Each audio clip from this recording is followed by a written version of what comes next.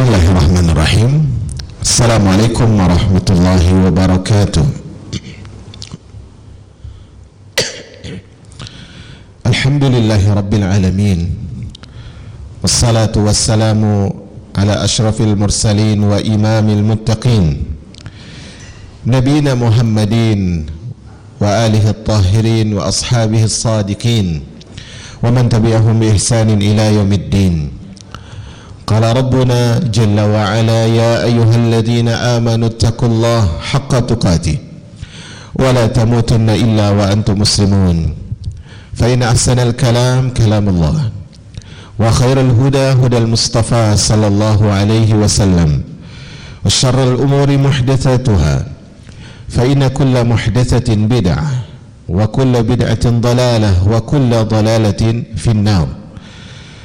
Ma'asyara al-muslimat wal ummah yang dirahmati oleh Allah Rabbul Izzati wal Jalalah, segala puji bagi Allah atas nikmat yang selalu diberi, segala puji bagi Allah atas karunia yang selalu diturunkan kepada kita. Kasih sayang Allah kepada kita begitu banyak sehingga Allah Subhanahu wa taala memastikan kita tidak mampu untuk menghitungnya. Walaupun kita tidak mampu menghitungnya, tetapi Allah Rabbul Ula meminta kita untuk bersyukur atas nikmat dan karunia itu. Salawat dan salam semoga sampai kepada Nabi yang mulia, hamba yang paling pandai bersyukur, hamba yang menjadi tauladan di dalam kesyukuran, Muhammad bin Abdullah sallallahu alaihi wasallam. Semoga salawat dan salam itu selalu sampai pula kepada keluarga beliau, kepada para sahabat beliau, kepada orang-orang yang berjalan di atas syariat beliau alaihi salatu wassalam. Masyarah al-muslimat wal ummah yang dirahmati oleh Allah Rabbul Ula, kita lanjutkan pelajaran kita dari kitab Fawaidul Fawaid, yaitu kitab Al-Fawaid yang disusun ulang oleh Syekh Ali Al-Halabi rahimahur rahman. Hari ini insyaallah kita masuk di halaman 243 kalau dengan cetakan yang sama, 243, yaitu kita akan membahas tentang penilaian seorang hamba terhadap manfaat dan mudarat. Artinya manusia tersebut memiliki pola pandang, cara menilai manfaat dan cara menilai mudarat. Dan itu insyaallah yang akan kita bahas di pertemuan hari ini. Yang akan menjadi pembuka dari pembahasan kita hari ini, yang pertama adalah firman Allah Subhanahu wa taala dalam surah Al-Baqarah ayat 216. Kemudian firman Allah di dalam surah An-Nisa ayat 19. Dari dua ayat ini akan kita bacakan apa yang disampaikan oleh Al-Imam Ibnul Qayyim dalam kitab beliau Al-Fawaid. Kita masuk pada ayat pertama, surah Al-Baqarah ayat 216. A'udzu billahi minasyaitonir rajim. Kutiba 'alaikumul qitalu wa huwa kurhun lakum wa 'asa an takrahu syai'an wa huwa khairul lakum wa 'asa an tuhibbu syai'an wa huwa syarrul lakum. Wallahu ya'lamu wa antum la ta'lamun. Kata Allah Subhanahu wa taala, diwajibkan atas kalian berperang padahal kalian tidak menyukai perperangan itu. Tetapi kata Allah, boleh jadi kalian tidak menyenangi sesuatu padahal sesuatu itu lebih baik bagi kalian. Dan boleh jadi kalian menyukai sesuatu tetapi sesuatu itu tidak lebih baik bagi kalian. Allah Maha mengetahui dan kalian tidak lebih tahu. Kemudian surah An-Nisa ayat 19, Allah mengatakan, fa in karihtumuhunna fa'asa an takrahu syai'an فعسى أن تكرهوا شيئا ويجعل الله فيه خيرا كثيرا. Jika kalian tidak menyukai mereka, yaitu pasangan kalian, maka bersabarlah, karena boleh jadi kalian tidak menyukai sesuatu, padahal pada sesuatu yang kalian tidak sukai itu Allah menjadikan padanya kebaikan yang sangat banyak. Mari kita lihat bagaimana cara manusia menilai manfaat dan mudarat, dan bagaimana Allah Subhanahu wa taala menilai manfaat dan mudarat, serta bagaimana cara Allah Subhanahu wa taala mengajarkan kita bagaimana menilai manfaat dan mudarat. Kata Al-Imam Ibnu Qayyim, yang akan kita bahas pertama dalam dua ayat ini adalah persepsi seorang hamba itu bukan tolak ukur. Ini kaidahnya. Penilaian seorang hamba itu tidak bisa dijadikan tolak ukur manfaat dan mudarat. Ini dicatat. Ini penting sekali dalam hidup kita, bahwasanya persepsi penilaian manusia, penilaian seorang hamba itu bukanlah tolak ukur. Maka di sini Al-Imam Ibnu Qayyim menyebutkan ayat pertama, yaitu surah Al-Baqarah ayat 216. Ayat pertama kata beliau berbicara tentang jihad yang merupakan puncak dorongan amarah karena Allah Subhanahu wa taala. Sedangkan ayat yang kedua, yaitu An-Nisa ayat 19, itu berbicara tentang pernikahan yang merupakan puncak dorongan hasrat biologis. Jadi dua ayat tadi, Al-Baqarah 216 dan An-Nisa ayat 19, itu berbicara tentang puncak sesuatu. Berbicara tentang puncak sesuatu. Artinya di sini Allah Subhanahu wa taala ingin mengajarkan kepada kita cara menilai maslahat dan mudarat melalui dua ayat yang berbicara tentang puncak sesuatu. Tadi Al-Baqarah 216 itu berbicara tentang puncak amarah karena Allah Subhanahu wa taala. Amarah itu tidak semuanya dibenci oleh Allah Subhanahu wa taala. Karena amarah memang Nabi SAW mengatakan la taghdab walakal jannah. Jangan kau lampiaskan amarahmu, maka balasannya surga kalau kau menahan amarahmu. Benar itu hadisnya.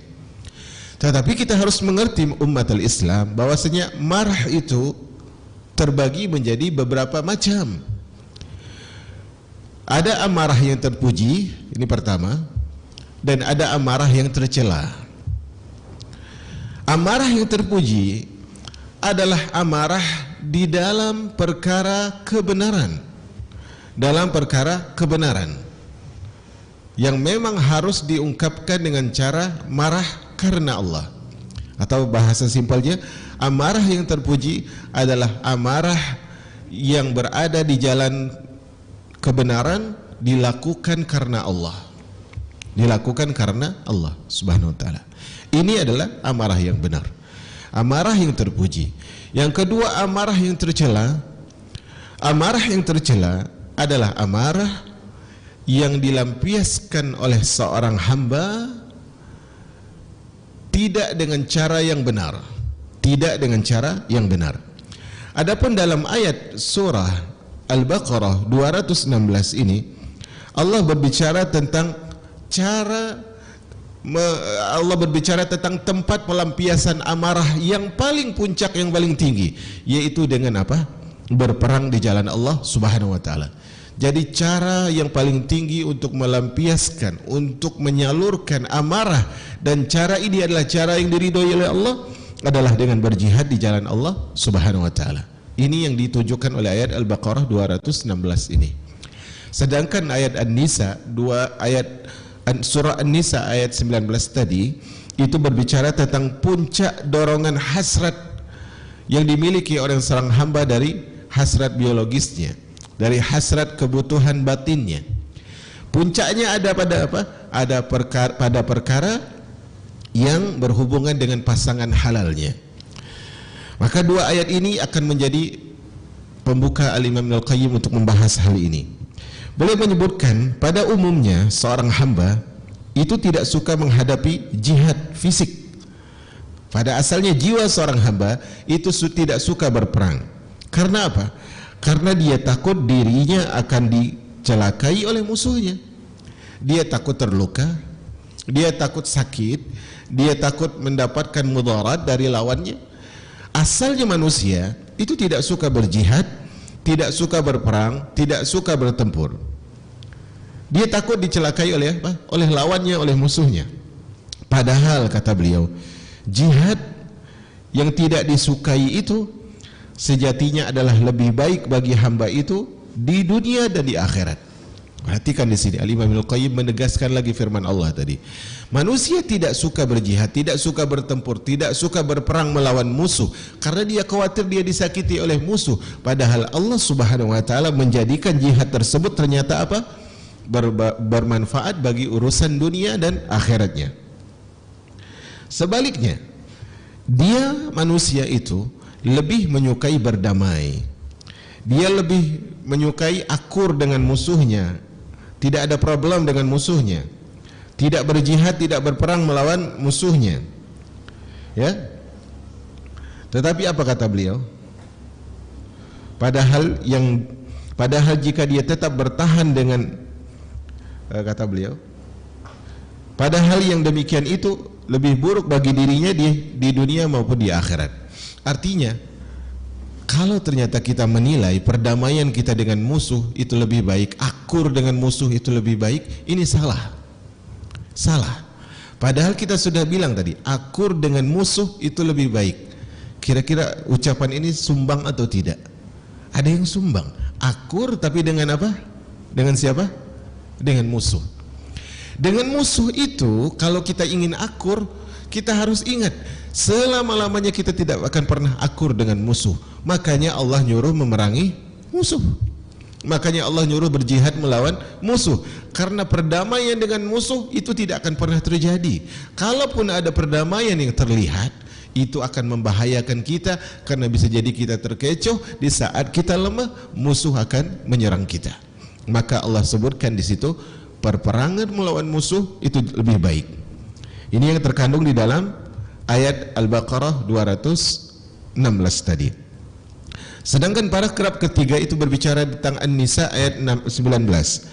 Kata Al-Imam Ibnul Qayyim, demikian pula terkadang seorang suami tidak suka kepada istrinya atau seorang istri tidak suka kepada suaminya karena salah satu sifatnya sehingga dia pun memutuskan untuk menceraikannya, mengajukan talak, menjatuhkan talak dari suami ke istri, menggugat cerai dari istri ke suami.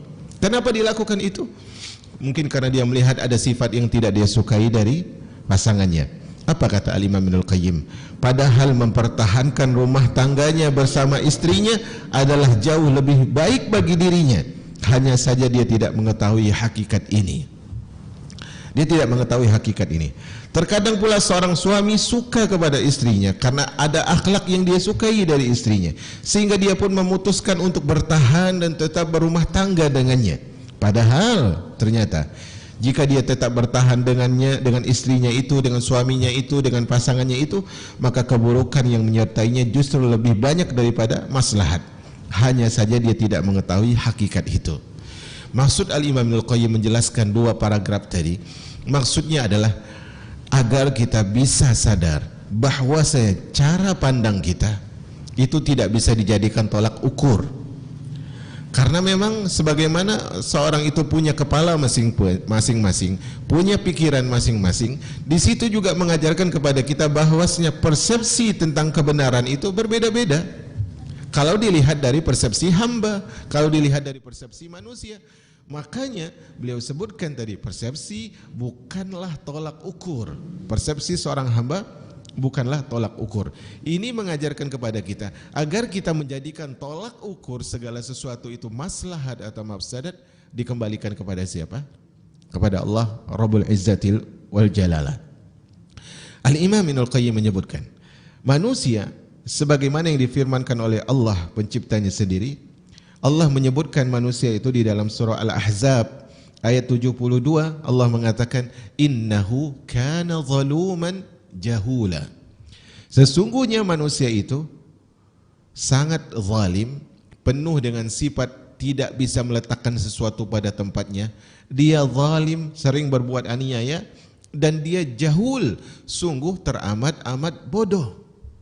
Manusia yang memiliki dua sifat yang luar biasa buruknya ini, yaitu apa? Sangat zalim dan sangat jahil. Akankah mereka ini dijadikan tolak ukur dalam melihat kebenaran? Tidak. Maka persepsi seorang hamba, penilaian seorang hamba itu bukanlah tolak ukur. Maka dari itu kata Al-Imam Ibnul Qayyim, tidak sepantasnya dia menjadikan perasaannya, yaitu rasa sukanya atau rasa tidak sukanya, rasa cintanya atau rasa bencinya, tidak pantas itu dijadikan sebagai standar dalam menetapkan bahwa sesuatu itu bermanfaat atau berbahaya. Jadi penilaiannya tidak diserahkan pada diri kita. Oke, di momen tertentu kita memberikan keputusan, tapi penilaian kita bukan penilaian final. Karena final dari penilaian ini bahaya, ini bermanfaat, ini mudarat, ini maslahat, itu murni adalah keputusan dari yang mengetahui akibat dari perkara itu. Memang kita disuruh bermusyawarah, disuruh untuk berpikir, tapi ingat, tolak ukur persepsi seorang hamba, penilaian seorang hamba bukanlah cara paten untuk menolak sesuatu itu dan untuk menentukan sesuatu itu baik atau buruk. Makanya Al-Imam Ibnul Qayyim menyebutkan, akan tetapi yang menjadi standar dalam menetapkan perkara itu adalah perintah dan larangan Allah Subhanahu wa ta'ala bagi diri hamba itu. Maksudnya gini, Allah Subhanahu wa ta'ala menyuruh ini dan Allah Subhanahu wa ta'ala melarang itu. Allah menyuruh ini dan melarang itu. Maka seorang hamba berusaha untuk menilai dengan akalnya, dengan rasanya, dengan jiwanya, kok Allah nyuruh ini ya? Padahal kan saya nggak suka perkara ini. Menurut saya ini itu menyiksa saya. Menurut saya ini merugikan saya. Kita lihat pula larangan Allah. Loh, kok Allah nyuruh itu ya? Allah nyuruhnya malah begini. Allah nyuruhnya malah begitu. Padahal saya tidak ingin larangan ya maksudnya. Kita lihat pula larangan Allah. Kok Allah melarang itu? Padahal saya inginnya begini. Allah melarang itu, padahal yang Allah larang itu saya suka. Kenapa Allah larang? Padahal kan itu seharusnya baik kalau saya lakukan. Kenapa Allah larang?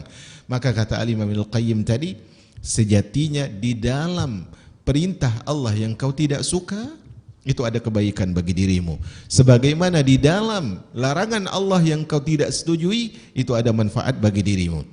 Maka misalnya Anda punya kendaraan. Kendaraan Anda mereknya ini, dari pabrikan ini mereknya ini, tipenya ini. Nah, setiap dari kendaraan itu punya cara pakainya. Dan kalau dia rusak, cara servisnya begini dan begitu. Dan yang paling ngerti tentang kendaraan yang Anda pakai adalah pabrik yang mengeluarkan kendaraan itu. Walaupun banyak pihak-pihak lain yang bisa mengerjakan hal serupa, tapi yang paling mengerti dengan maslahat kendaraan itu adalah pabrik yang mengeluarkan kendaraan itu, yang memproduksi kendaraan itu. Maka bukanlah cara yang paling baik untuk menilai kendaraan ini yang kau miliki, tapi kau minta penilaian dari pabrik yang merupakan kompetitor dari yang mengeluarkan, memproduksi kendaraanmu itu. Kau punya HP jenis buah-buahan, Apple misalnya. Kemudian dirimu punya HP Android. Ketika HP Android ini rusak atau ketika HP iPhone ini misalnya rusak, tidak pantas cara engkau menilai dengan penilaian pabrik Android. Kenapa? Karena yang membuat iPhone ini adalah Apple, bukan pabrikan yang mengeluarkan produk Android. Maka begitulah Ibnu Qayyim mengajarkan kepada kita bahwasanya Allah Subhanahu wa taala ingin kita menilai baik dan buruk itu, kita harus pasrah. Apa yang perintah Allah pasti baik walaupun saya tidak suka. Apa yang dilarang Allah pasti baik walaupun saya tidak setuju. Itu cara terbaik yang merupakan tolak ukur dalam menentukan sesuatu. Kata Al-Imam Ibnul Qayyim, dengan demikian, kalau kita sudah tahu bahwa pilihan Allah yang terbaik, perintah dan larangan Allah yang terbaik, kata Imam Ibnul Qayyim, dengan demikian sesuatu yang paling bermanfaat bagi dirinya secara mutlak adalah mentaati Rabbnya, mentaati Allah, baik secara lahir maupun secara batin. Sedangkan sesuatu yang berbahaya bagi dirinya adalah berbuat maksiat kepada Rabbnya, baik secara lahir maupun yang batin. Jadi kalau kita sudah tahu tadi, sepakat kita bahwasanya perintah Allah adalah yang lebih baik walaupun saya tidak suka, larangan Allah lebih baik walaupun saya tidak setuju. Kalau kita sudah yakin itu, maka kita akan menemui keyakinan yang kedua. Apa itu? Allah Subhanahu wa taala mengatakan jangan maksiat, berarti kebaikan saya adalah ketika saya tidak bermaksiat. Ketika Allah Subhanahu wa taala mengatakan jangan maksiat, berarti keburukan akan menimpa saya ketika saya berbuat maksiat. Subhanallah. Misalnya kata pabrikan ini, handphone Anda itu tidak boleh diletakkan di atas meja yang berpasir. Maka saat itu kita harus tahu bahwasanya ini adalah kalau kita selisihi, justru kita letakkan di atas tempat yang berpasir, justru itu akan membahayakan handphone kita. Handphonemu tidak bisa diletakkan di bawah tetesan hujan. Kalau ternyata kita langgar, maka itu bermudarat bagi handphone kita. Sama Allah Subhanahu wa taala pun mengatakan, wahai hambaku, ini maksiat, kau tidak boleh lakukan. Kalau kita masih melakukan, maka itu akan membahayakan diri kita. Beliau mengatakan, apabila seorang hamba mentaati dan mengabdi kepada Rabbnya dengan ikhlas, maka segala hal yang dibenci akan berbuah kebaikan. Sebaliknya apabila dia tidak mentaati dan mengabdi kepada Rabbnya, maka segala yang disenanginya akan berubah keburukan. Subhanallah. Di sini buah dan hasilnya. Kalau ternyata kita sudah punya keinginan untuk mendapatkan kebaikan dan terhindar dari keburukan, maka kita harus tahu, setelah kita tahu bahwa pilihan Allah yang terbaik, bermaksiat kepada Allah itu buruk, kita harus sadar pula yaitu bahwasanya apa? Walaupun kita ketika melakukan perintah Allah terasa pahit, terasa letih, terasa capek, ingatlah hasilnya akan apa? Akan manis. Walaupun dalam meninggalkan larangan Allah itu kita merasa ini kan hobi saya, ini kan kesukaan saya, ini kan favorit saya. Tetapi Allah larang kita tetap meninggalkan dengan ikhlas, maka ketahuilah hasilnya akan lebih indah daripada keindahan kita menikmati apa yang dilarang oleh Allah Subhanahu wa taala. Sebaliknya, apabila kita berhadapan dengan perintah Allah, justru kita melakukan larangan Allah. Berhadapan dengan larangan Allah, justru kita kerjakan larangan Allah. Padahal Allah mengatakan jauhi, kita dekati. Allah mengatakan tinggalkan, kita lakukan. Ketika itu kita lakukan, yakinlah bahwasanya mungkin saat engkau merasakan melakukan maksiat itu kau merasa nikmat. Tapi ingat, di balik yang kau lakukan itu ada siksa yang besar. Apalah artinya kenikmatan kalau ujung-ujungnya juga siksa dari Allah Subhanahu wa taala.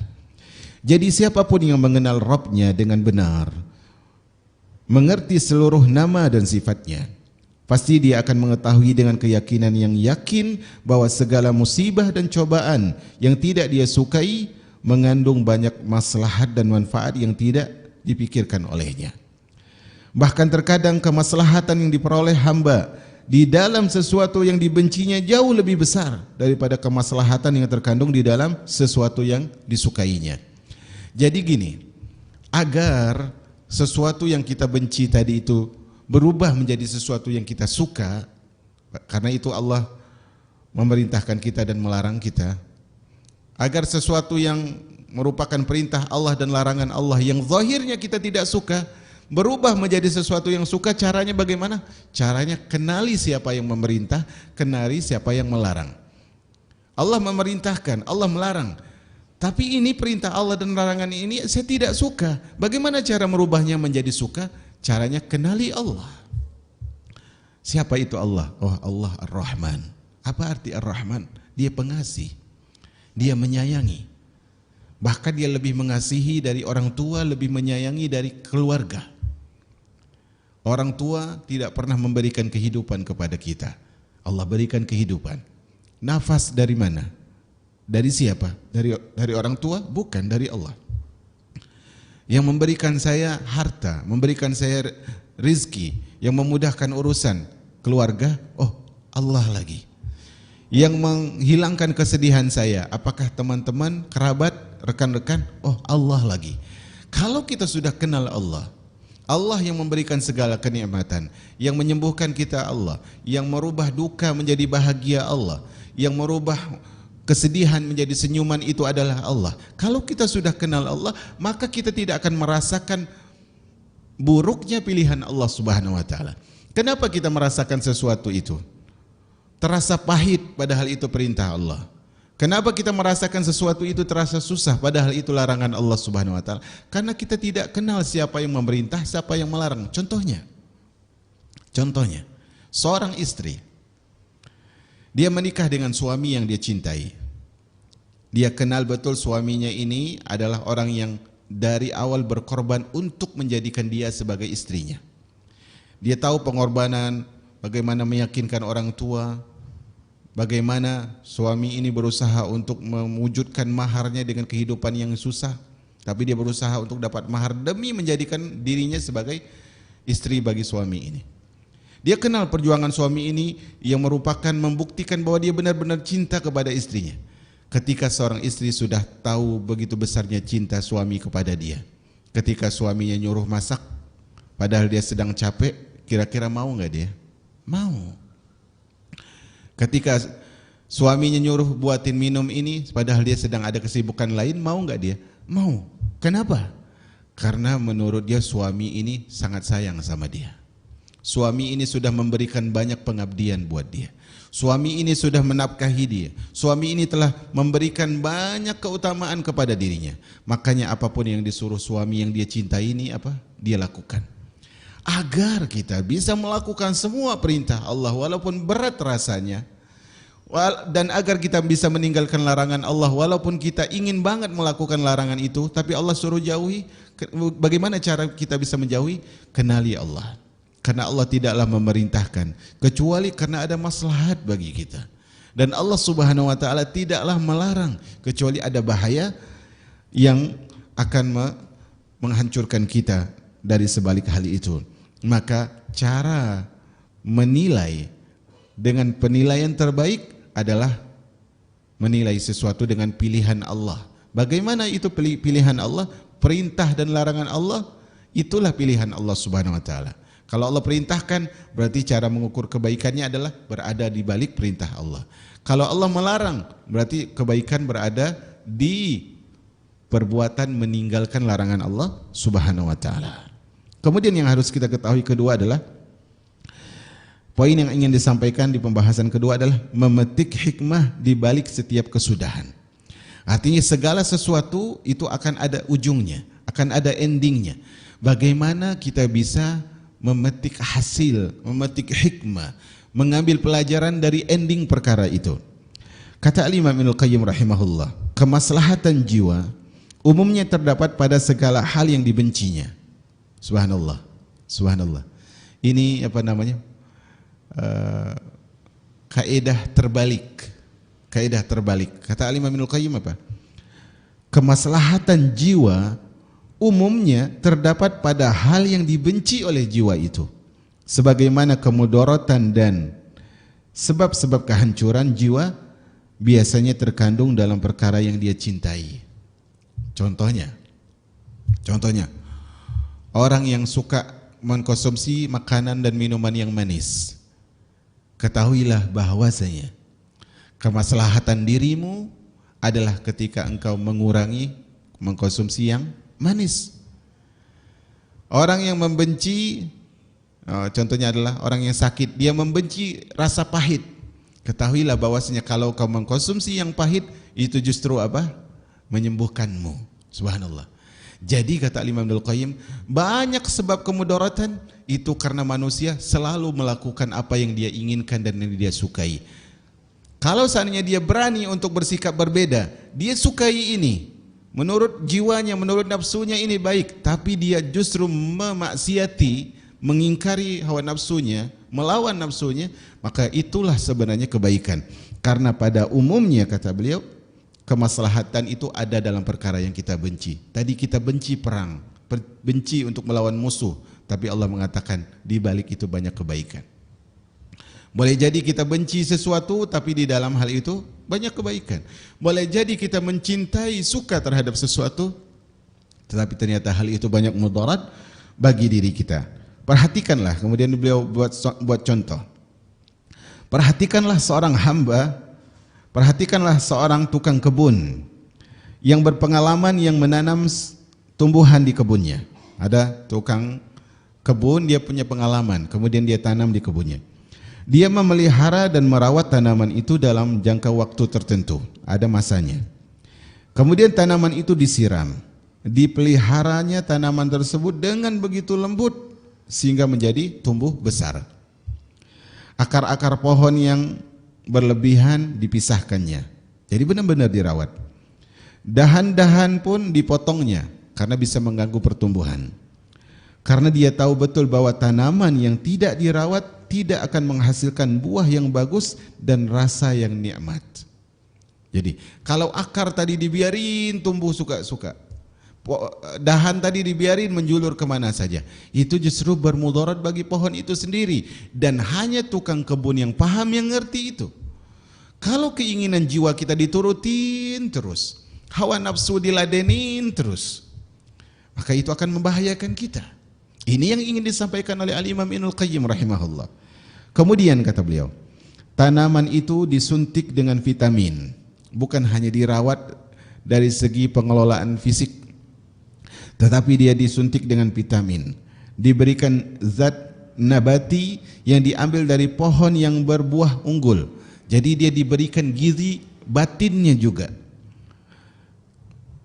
Ketika zat itu sudah menyatu hingga buah pun dihasilkan, maka tukang kebun pun merapikan pohon itu kembali dan memotong dahan-dahan yang rapuh yang dapat melemahkan kekuatannya.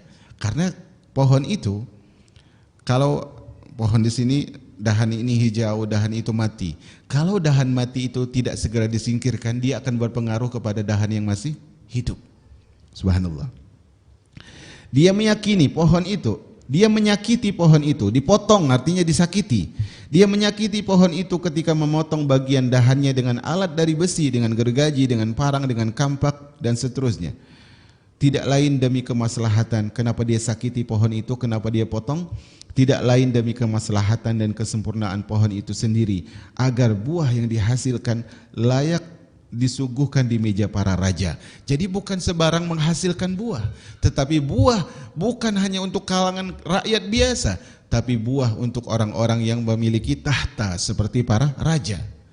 Artinya ketika kita harus sakit memotong keinginan hawa nafsu kita, harus sakit menolak selera kita demi melakukan perintah Allah, demi meninggalkan larangan Allah Subhanahu wa taala, semua itu apa?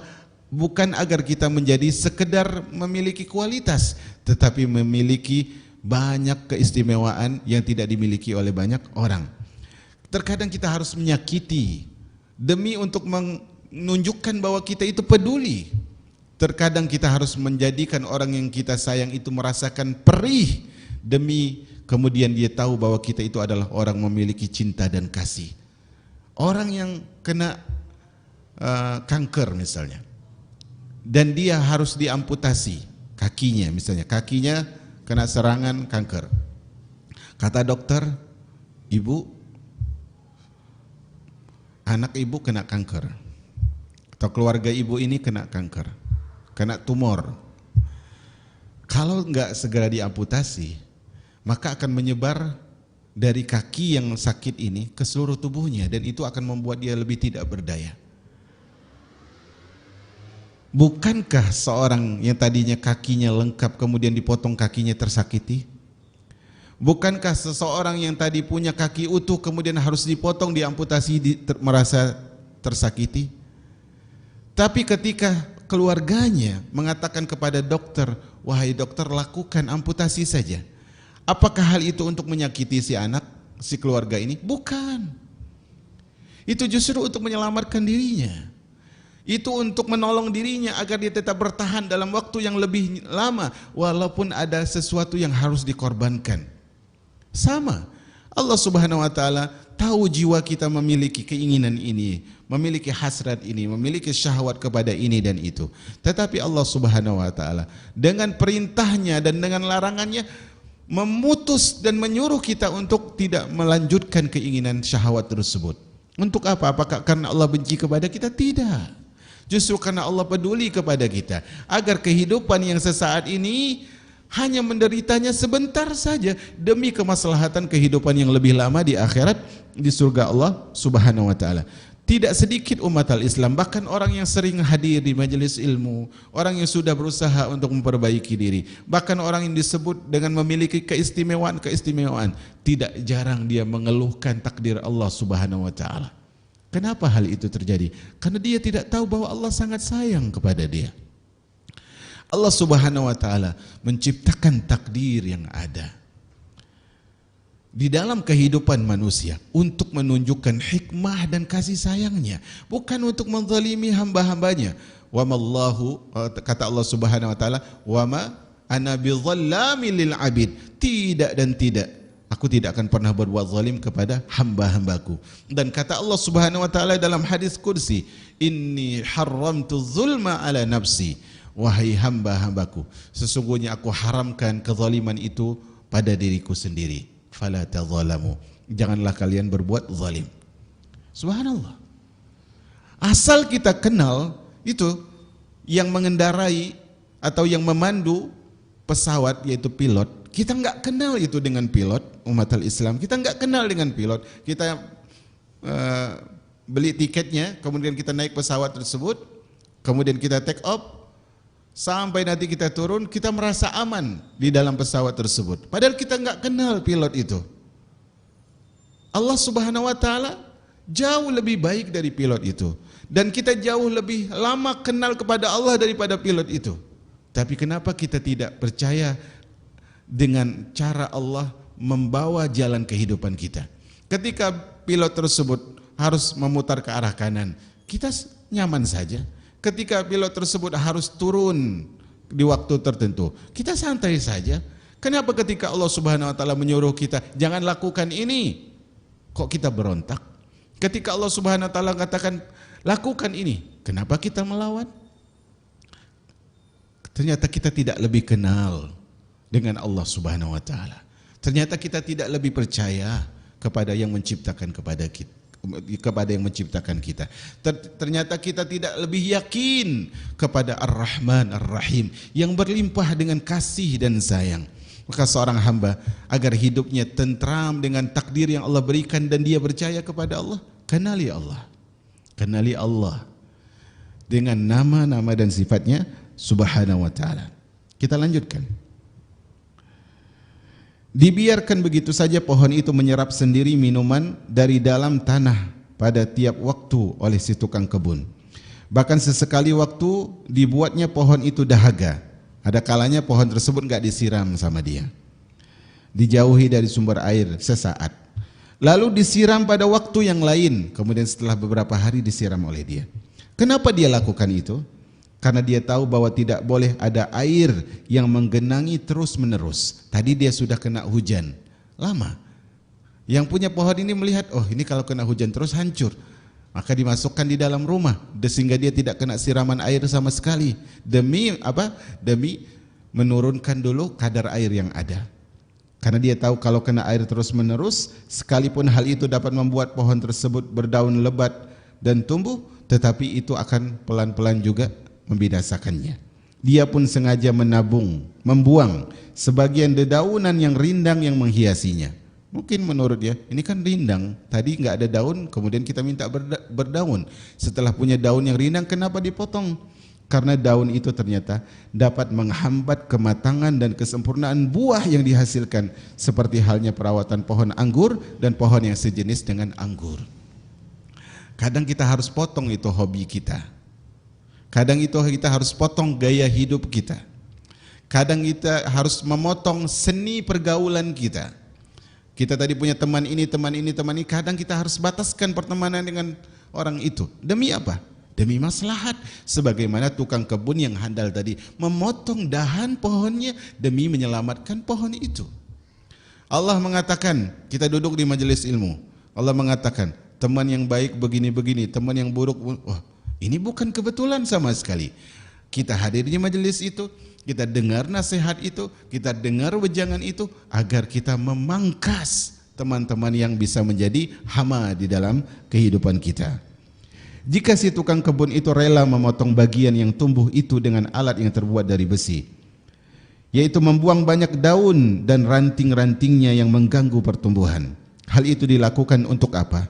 Untuk kemaslahatan buah itu sendiri, agar hasil buahnya manis dan berkualitas.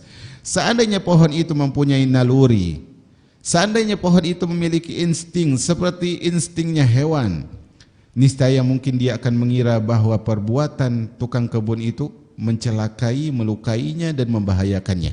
Padahal perbuatan tersebut dilakukan untuk apa? Untuk kemaslahatannya. Terkadang kita itu mati rasa terhadap Allah. Terkadang kita kalau diberikan kebaikan oleh orang, Masya Allah, terima kasih, baik banget, Masya Allah, jazakillah khairan, jazakumullah khairan, semoga Allah membalas kebaikan, semoga ini, subhanallah. Ketika ada orang lain melarang kita jangan lakukan ini, terima kasih ya kemarin sudah melarang ini dan itu. Kenapa kepada Allah kita tidak seperti itu sikapnya? Sungguh lagi-lagi karena kita tidak mengerti dan tidak paham siapa yang menciptakan kita dan siapa itu Allah Subhanahu wa taala. Kata Al-Imam Ibnul Qayyim, seperti itu pula perlakuan seorang ayah yang mengasihi anak kandungnya dan mengerti benar akan kemaslahatan anaknya tersebut. Jika si ayah itu mengetahui bahwa kemaslahatan anaknya hanya bisa diraih dengan cara berbekam, yaitu mengeluarkan darah kotor yang ada pada tubuhnya, maka pasti dia akan rela walaupun harus mengiris kulit anaknya tersebut demi mengeluarkan darah tadi, mengalirkan darah tadi, meskipun anak itu merasa sakit. Karena bekam pada zaman dulu kan dengan goresan ya, enggak seperti alat pada zaman kita.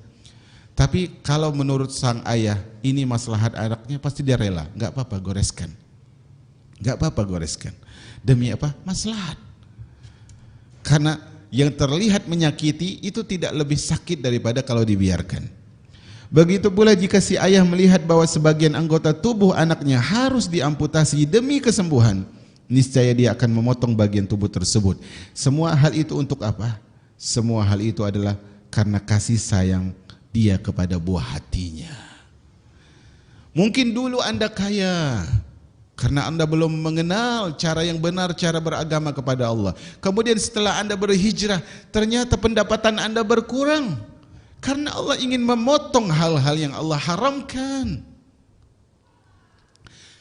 Ketika Anda masih hidup di luar dengan aturan Allah Subhanahu wa taala, banyak orang yang suka kepada Anda, banyak teman-teman yang datang kepada Anda, banyak kawan-kawan yang support Anda. Setelah Anda menutup aurat dengan sempurna, memahami manhaj Nabi sallallahu alaihi wasallam, ternyata dijauhi oleh banyak orang. Itu karena Allah ingin memangkas orang-orang yang tidak layak berada di sekitar Anda. Betapa banyak di antara kita, tidak sedikit di antara kita mengatakan, setelah hijrah rizki saya berkurang. Sebenarnya rizki Anda tidak berkurang, tetapi keburukan yang tadi menemani Anda itu dikurangi oleh Allah Subhanahu wa taala. Tidakkah kita percaya kepada Allah sementara kita itu ada karena Allah Subhanahu wa taala yang mengadakan kita? Maka kita harus pandai-pandai itu husnuzan kepada Allah Subhanahu wa taala. Apabila si ayah mengetahui bahwa kemaslahatan anaknya hanya dapat dicapai dengan cara tidak memberikan sesuatu, maka dia tentu tidak akan memberikan dan tidak akan memanjakannya. Kalau diturutin terus anak-anak itu tanda tidak sayang.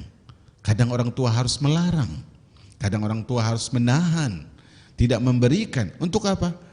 Untuk agar anak ini tahu bahwa sebenarnya yang ingin diberikan oleh orang tuanya, ingin berikan oleh ayah dan ibunya, bukan hanya keinginan anak, tapi yang ingin mereka berikan adalah kemaslahatan dan kebahagiaan sang anak. Sebab dia mengetahui bahwa perbuatan pemberian dia kepada anak itu, kalau mau apa selalu dituruti, itu adalah penyebab utama yang akan mengantarkan anaknya pada kerusakan dan kebinasaan. Kalau dituruti, mau handphone diturutin terus, mau beli ini diturutin terus, mau liburan ke sana diturutin terus. Karena itu dia pun seringkali menolak keinginan anaknya. Demi apa? Demi kemaslahatan putra-putrinya, bukan karena dia bakhil dan kikir terhadap mereka. Harus pahamkan ini. Harus pahamkan ini.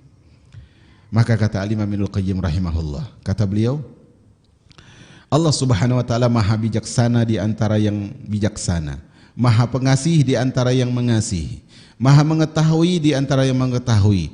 Allah Subhanahu wa taala lebih sayang kepada hambanya daripada mereka sendiri, daripada ayah dan ibu mereka terhadap diri mereka sendiri.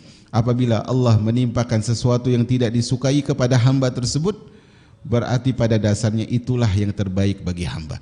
Kenapa tiba-tiba udahlah hutang banyak, sudahlah bisnis lambat berjalannya, diberi sakit pula, keluarga meninggal pula. Kenapa musibah demi musibah itu ada? Itu bukan karena Allah ingin menyakitimu, tidak sama sekali. Tapi engkau harus tahu bahwa di balik itu adalah kasih sayang Allah Subhanahu wa taala sangatlah besar. Hal itu dilakukan Allah karena mempertimbangkan manfaat bagi mereka. Di samping sebagai bentuk kebaikan dan kelembutan Allah untuk mereka. Seandainya hamba-hambanya itu diberikan kebebasan untuk memilih sendiri jalan hidup mereka, fulan, fulanah, silakan pilih sendiri jalan hidup kalian. Seandainya itu yang dilakukan oleh Allah, niscaya mereka tidak akan sanggup mewujudkan kemaslahatan bagi diri mereka, baik kebahagiaan dalam pengetahuan, kehendak dan perbuatan. Jadi janganlah kita itu sombong di hadapan Allah. Ya Allah, aku ingin ini karena menurutku ini baik. Ya Allah, kenapa kau larang itu padahal kalau aku kerjakan aku dapat ini dan itu baik. Enggak, bukan begitu caranya.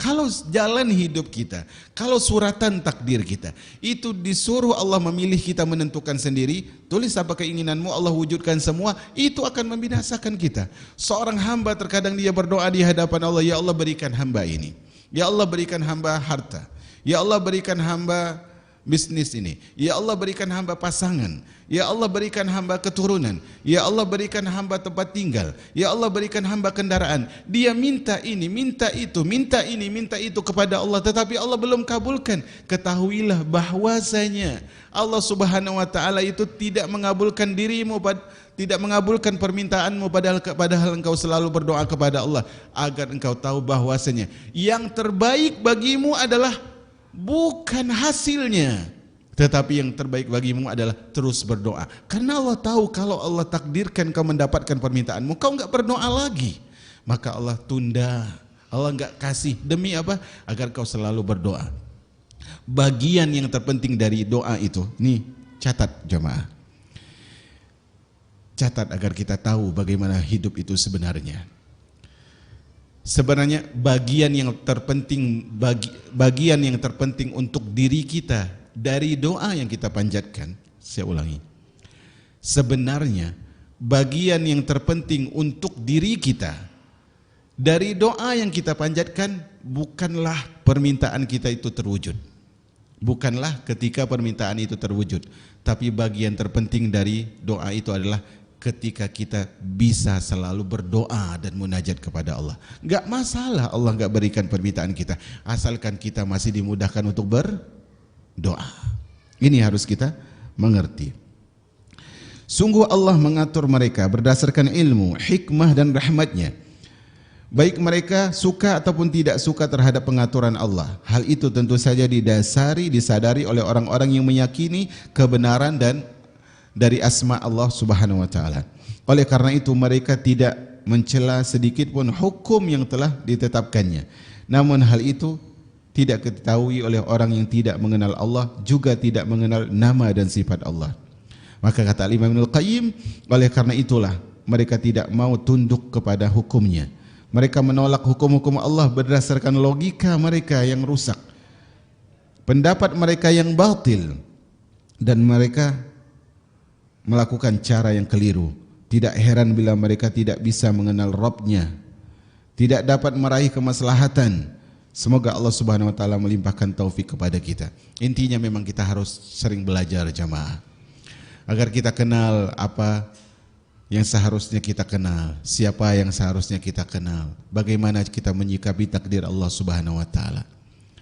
Makanya di antara resep hidup bahagia adalah kita kenal siapa yang menciptakan takdir hidup kita, siapa yang menggaris suratan takdir kita, siapa yang menciptakan episode kehidupan kita. Kalau kita sudah kenal tuh pemain sinetron itu, pemain film itu, mereka bukan asal ada film setuju enggak. Dia lihat dulu nih, siapa nih produsernya, siapa sutradaranya. Oh, kalau sutradara ini sudah terjamin, kalau produsernya ini pasti berkualitas. Baru mereka terima job itu, episode-episode dalam film itu, untuk mereka acting di dalamnya. Allah lebih baik dari sebaik-baiknya produser. Allah lebih hikmah, lebih rahman, lebih rahim daripada sehandal-handalnya sutradara. Apabila seorang hamba mampu mengenal Allah beserta nama dan sifatnya, maka kehidupan dia di dunia akan menjadi tentram. Dia akan merasakan kenikmatan yang tidak bisa dia bandingkan kecuali dengan kenikmatan surga di akhirat nanti, sebab dia selalu ridho kepada Rabbnya. Sedangkan keridoan merupakan surga duniawi dan tempat peristirahatan bagi orang-orang yang mengenal Allah Subhanahu wa taala. Sekali lagi, kalau ingin tenang hidup kita itu kenal Allah. Kenali Allah Subhanahu wa taala agar hilang keluhan dalam hidup. Dia akan menerima dengan lapang dada semua ketentuan takdir Allah yang berlaku untuknya. Yang sejatinya takdir itu merupakan pilihan Allah untuk dirinya. Dia juga akan menerima hukum-hukum agama Allah dengan perasaan lapang dada, dengan makna meridhoi Allah Subhanahu wa taala sebagai Rabbnya, Islam sebagai agamanya, dan Muhammad sebagai Rasulnya. Orang tidak mempunyai keridoan seperti ini belum dapat dikatakan mencicipi manisnya iman. Kenapa kita merasakan ibadah kurang lezat? Kenapa kita merasakan ketaatan itu tidak asyik? Kenapa kita merasakan ibadah itu tidak manis? Karena kita tidak ridho dengan ketetapan Allah Subhanahu wa taala. Ustaz, saya kan sudah rajin ke majelis ilmu, Ustaz. Tapi kok masih ada teman-teman yang menjudge saya, memponis saya begini. Kita enggak ridho dengan takdir Allah, makanya kita mulai mencaci. Ustaz, saya sudah tutup aurat dengan sempurna, kenapa orang malah membenci, malah menuduh saya sok suci dan sebagainya. Teman-teman justru malah menjauhi saya. Karena kita tidak kenal dan tidak ridho dengan ketentuan Allah Subhanahu wa taala. Kita hidup di dunia ini penuh seleksi. Siapa yang tidak pantas menemani si fulanah, dia akan dijauhi dari si fulanah. Dia akan dibuat membenci si fulanah. Maka si fulanah ini jangan sedih dengan kebencian orang, karena itu Allah ingin menghindari dia dari orang-orang yang memang tidak peduli dengan dia. Perolehan keriduan semacam ini bergantung pada tingkat pengetahuan seorang hamba tentang keadilan, hikmah, rahmat dan kebaikan pilihan Allah untuk dirinya. Semakin bertambah pengetahuannya mengenai semua itu, semakin ridho pula dia kepada Allah. Jadi semakin kita tahu bahwasanya di balik ini ada hikmah, ada keadilan, ada kasih sayang Allah, semakin besar pula ridho kita kepada Allah. Alasannya, karena dia akan menyadari bahwa takdir Allah yang berlaku bagi semua hambanya itu berkisar antara keadilan dan kemaslahatan, hikmah dan rahmat. Jadi takdir yang Allah tuliskan buat kita itu umat al-Islam, takdir yang Allah gariskan dalam catatan kehidupan kita, dalam episode kehidupan kita, itu tidak dibangun dengan kezaliman dari Allah, enggak. Tidak dibangun dengan semena-mena dari Allah. Takdir kita itu berjalan antara rahmat dan keadilan Allah Subhanahu wa taala, antara hikmah dan maslahat dari Allah Subhanahu wa taala. Tidak ada pun yang melenceng dari semua itu. Jadi kalau kita enggak dapat maslahat, kita dapat rahmat. Kalau kita berusaha menghindar dari rahmat, sebenarnya kalau kita tetap dalam jalur Allah, kita tetap mendapatkan maslahat. Karena semuanya antara maslahat, keadilan, rahmat dan kepedulian Allah Subhanahu wa taala. Penjelasan di atas sebagaimana sabda Nabi SAW dalam sebuah doa yang sangat populer dengan lafaz hadisnya. Tidak ada sesuatu kesusahan dan kesedihan yang menimpa seorang hamba lalu dia mengucapkan, kata Nabi SAW, tidaklah seorang hamba ditimpa kesusahan lalu dia mengucapkan doa, Allahumma inni abduk, ya Allah sesungguhnya aku adalah hambamu, ibnu abdik, anak dari hambamu, anak dari hamba lelakimu, ibnu ammatik, hamba dari hamba dari hamba perempuanmu atau anak dari hamba perempuanmu, anak dari hamba perempuanmu. Nasiyati biyadik, ubun-ubunku ya Allah berada di tanganmu ya Allah. Madin fiyya hukmuk, berlaku padaku hukummu. Adlun fiyya qada'uk, hukummu adil terhadap diriku. As'aluka bikulli ismin huwalak, aku memohon kepadamu ya Allah dengan semua nama yang pantas bagi dirimu. Sammaita bihi nafsak, yang dengan nama itu kau namakan dirimu. Au anzaltahu fi kitabik, atau nama-namamu yang kau turunkan di dalam kitabmu. Au 'allamtahu ahadan min khalqik, atau nama yang pernah kau ajarkan kepada salah seorang hambamu. Au ista'sarta bihi fi ilmil ghaibi indak, atau dengan namamu yang kau rahasiakan di ilmu gaibmu ya Allah.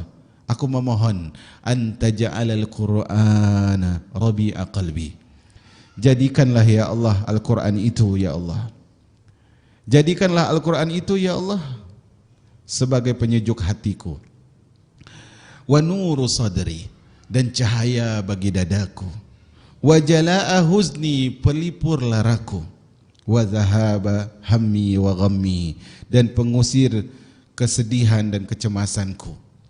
Kalau kita berdoa dengan seperti ini, kata Nabi SAW, melainkan Allah akan menghilangkan kecemasan dan kesedihan. Karena di balik doa ini apa? Ada keridhaan terhadap takdir Allah, ada kepercayaan terhadap kasih sayang Allah, ada keyakinan terhadap keadilan dan hikmah Allah di dalam suratan takdir yang diberikan kepada kita. Lantas dia akan menggantikan semua itu dengan kegembiraan.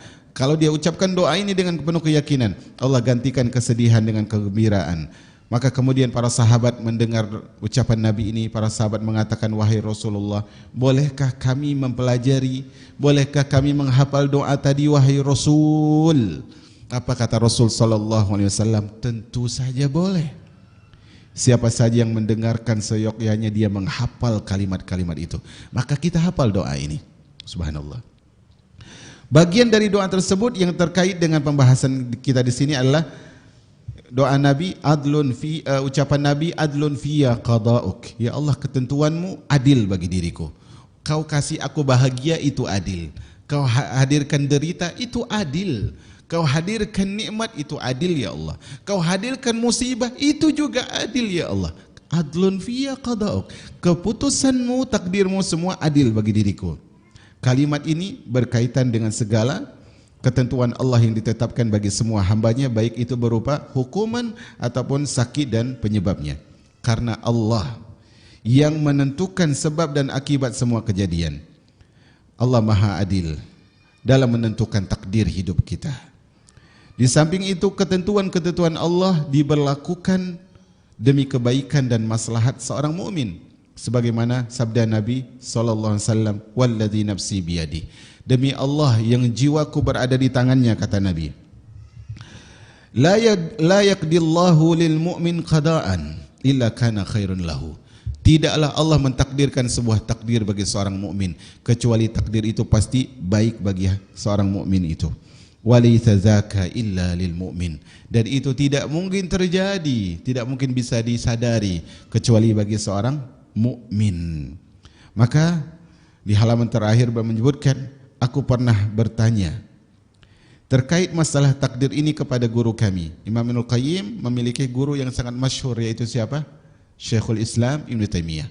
Kata beliau, saya pernah bertanya kepada guruku Syekhul Islam Ibnu Taimiyah, wahai Syekh, apakah dosa yang dilakukan seorang hamba termasuk ke dalam kategori takdir yang terbaik bagi hamba itu?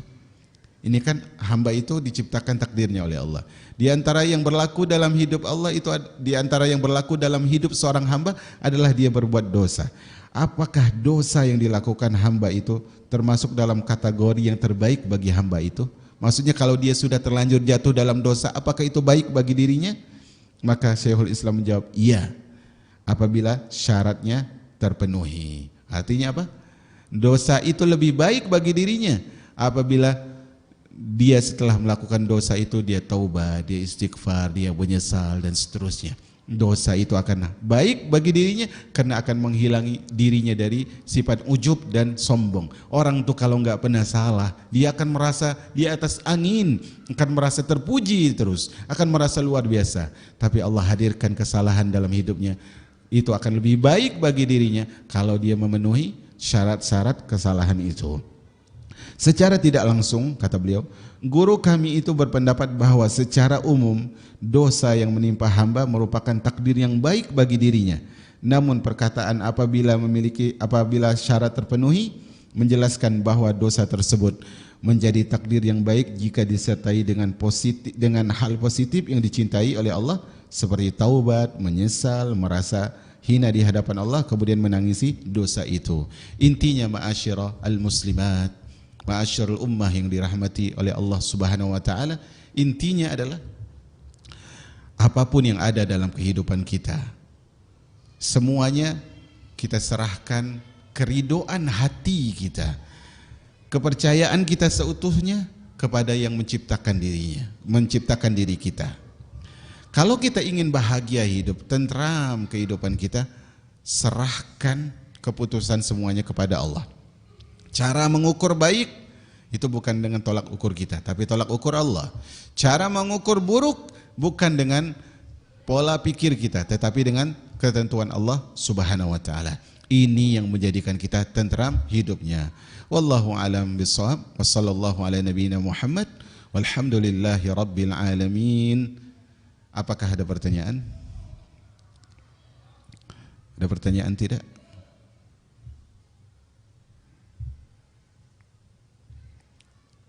Enggak ada?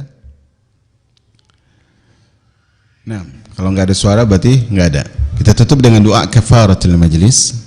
Subhanakallahumma bihamdika asyhadu an la ilaha illa ant. Maaf Ustaz, boleh bertanya? Nah, silakan. Dari Assalamualaikum warahmatullahi wabarakatuh. Assalamualaikum. Dari paparan tadi, bagaimana korelasi dengan saya dengan doifnya membaca bahwa tidaklah suatu kaum mengubah dirinya kalau tidak kaum itu sendiri mengubahnya. Karena dari tadi kan kita takdir, berarti kan Allah sudah menentukan. Tapi ada satu penggalan kata lagi bahwa Allah tidak akan mengubah nasibmu kalau engkau tidak sendiri mengubahnya. Allah Subhanahu wa taala mengatakan innallaha la yughayyiru ma biqaumin hatta yughayyiru ma bi anfusihim. Sesungguhnya Allah Subhanahu wa taala tidak akan merubah keadaan suatu kaum sampai mereka merubah keadaan mereka sendiri. Ayat ini sebenarnya adalah berbicara tentang Allah Subhanahu wa taala tidak merubah keadaan seorang hamba dari yang tadi dapat nikmat menjadi dapat keburukan, kecuali perubahan dari kebaikan menuju keburukan itu karena perubahan yang dibuat oleh hamba itu sendiri. Maksudnya karena dosa mereka yang merubah nikmat menjadi petaka dan azab Allah Subhanahu wa taala. Nah, dari semua paparan yang kita sebutkan di kitab tadi menunjukkan bahwa apa yang berlaku itu takdir Allah Subhanahu wa taala. Tapi dalam ayat ini kenapa Allah sebutkan sampai mereka merubah keadaan mereka sendiri? Merubah keadaan mereka sendiri itu bukan berarti hamba itu bisa melakukan tanpa takdir Allah Subhanahu wa taala. Maksudnya begini, contohnya begini ya. Ada seorang yang sakit, kemudian ada dokter mengatakan insya Allah engkau akan sembuh kalau kau minum obat ini. Maka pasiennya minum obat ini kemudian sembuh. Apakah kesembuhan yang didapatkan oleh pasien ini tidak bisa dikaitkan dengan dokter tadi? Jawabannya ada kaitan atau tidak? Ada. Dia sembuh karena sebelumnya sudah dilakukan saran oleh siapa? Dokter. Sama seorang hamba pun dia mungkin merasa ini perbuatan saya. Artinya dalam ayat ini dikatakan manusia merubah nasibnya sendiri. Bukan berarti tidak ada keikutsertaan Allah. Dia melakukan sesuatu tapi sebelumnya sudah ditakdirkan oleh Allah Subhanahu wa taala. Konsep takdir itu begini. konsep takdir itu harus kita paham. Pertama, semua yang berlaku adalah takdir Allah, itu dulu. Kemudian termasuk perbuatan seorang hamba itu juga takdir Allah Subhanahu wa taala. Kemudian yang ketiga yang harus kita pahami adalah hamba itu punya pilihan. Tadi dokter ngasih saran minum ini, hamba itu bisa pasiennya bisa mengambil keputusan, saya bisa minum, saya bisa tidak minum.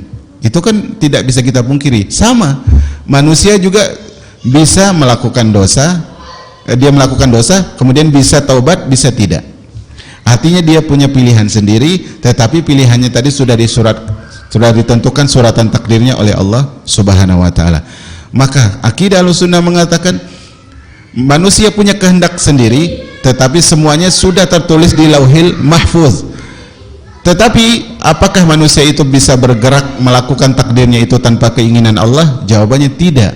Semua yang dia lakukan itu dengan takdir Allah karena sudah tertulis. Tapi sebenarnya pembahasannya adalah bukan soal dia bisa melakukan takdir itu sendiri dengan sendirinya atau dengan izin Allah ataukah bukan. Bukan itu pembahasannya. Pembahasannya adalah manusia itu tidak tahu takdirnya. Manusia itu tidak tahu takdirnya. Artinya dia tidak tahu kalau dia melakukan ini akan dapat musibah atau akan dapat maslahat, akan dapat nikmat. Maka dia tidak tahu hal itu. Bagaimana cara dia mengukurnya? Mengukurnya adalah dengan syariat Allah Subhanahu wa taala. Jadi intinya di pertanyaan tadi adalah poinnya Allah mengatakan sampai mereka merubah keadaan mereka sendiri, bukan berarti mereka terbebas dari takdir Allah Subhanahu wa taala. Artinya kalaupun mereka merubah keadaan mereka, itu juga telah ditetapkan oleh Allah Subhanahu wa taala. Dalam surah At-Takwir Allah mengatakan wa ma tasya'una illa an yasha Allah rabbul alamin. Tidaklah kalian menginginkan kecuali juga setelah dengan kehendak Allah Subhanahu wa taala. Jadi kita hadir di sini kan itu karena kita punya niat untuk hadir dari rumah. Tetapi yakinlah keinginan kita tadi sudah dicatat di dalam Lauhil Mahfuz, di Lauhil Mahfuz. Berarti keinginan kita tadi berjalan dengan kehendak Allah Subhanahu wa taala. Tetapi ingat, kita punya kehendak sehingga tadinya haus bisa hilang dahaga karena apa? Minum. Lapar bisa kenyang karena makan dan seterusnya, menandakan kita punya kehendak. Maksud dari ayat Allah tidak merubah sesuatu kaum kecuali dengan mereka merubah dirinya sendiri, bukan berarti mereka berjalan dengan tanpa takdir Allah. Semuanya tetap dengan takdir Allah, tetapi yang menjadi pola pikir seorang hamba bukan dia menyalahkan takdir Allah, tetapi dia berusaha sekuat tenaga agar perbuatannya baik karena dia berharap takdir yang Allah tuliskan untuk dirinya itu baik. Ini bisa dipahami tidak ya? Bisa dipahami tidak? Insya Allah bisa. Bisa ya? Bisa, intinya gini lah, kalau kita dipukul orang misalnya, atau kalau kita hampir menginjak duri, kalau kita menyalahkan takdir Allah, kita akan terus jalan, tapi ternyata kita menghindari duri tersebut, berarti kita punya pilihan. Nah, pilihan kita itu sudah ditulis di Lauhil Mahfuz, tapi Lauhil Mahfuz itu perkara gaib, sehingga kita berusaha agar yang gaib yang tidak kita ketahui tadi itu adalah baik-baik, makanya kita menghindar, kita buang agar orang tidak kena dan sebagainya. Nah, intinya adalah dalam masalah takdir sebenarnya kita berjuang agar berusaha semua catatan hidup kita itu baik, walaupun kita tidak tahu apa yang dituliskan oleh Allah Subhanahu wa taala. Wallahu a'lam bishawab. Saya kira nanti akan ada aktivitas lain ibu-ibu. Kita tutup sampai di sini dengan doa kafaratil majlis. Subhanakallahumma wa bihamdika asyhadu an la ilaha illa ant astaghfiruka wa atubu ilaik. Assalamualaikum warahmatullahi wabarakatuh.